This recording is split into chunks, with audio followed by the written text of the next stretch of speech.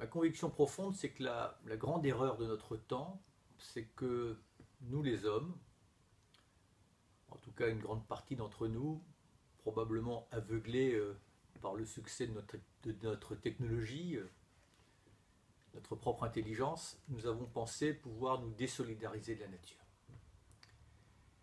Et cette vanité absolue est probablement à l'origine de toutes les difficultés que nous rencontrons.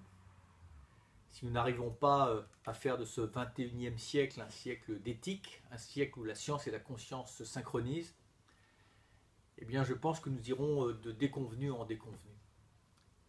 Et le corollaire absolu de l'éthique, c'est le respect de la vie sous toutes ses formes. Et de donner à la condition animale la même attention, la même affection, la même tendresse, la même exigence que nous pouvons et que nous devons donner à la condition humaine, n'est pas une régression, n'est pas un éloignement de l'attention que nous pouvons porter à nos congénères. Au contraire, tout ça se nourrit aux mêmes racines, les qualités que nous devons développer. Les instruments d'ailleurs, y compris juridiques, que nous devons développer pour donner un statut à l'animal et faire valoir ses droits, sont les mêmes qualités que nous devons développer pour exercer la solidarité entre les êtres humains.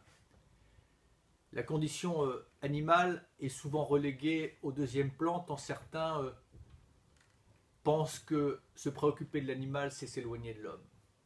On a vu avec l'actualité récente que comment se considérer comme des êtres civilisés quand nous nous accommodons en fermant les yeux sur la manière dont nous traitons des animaux qui ne peuvent pas s'exprimer et que nous utilisons comme de vulgaires ressources ou de vulgaires marchandises.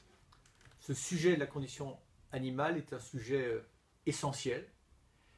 Et si par votre collectif, par le fait de rapprocher tous ceux qui se préoccupent depuis longtemps de ce sujet-là, permet de faire émerger et d'imposer ce sujet dans la campagne présidentielle, eh bien rien que cela, ça donnera un peu de sens à cette campagne qui pour l'instant en manque cruellement.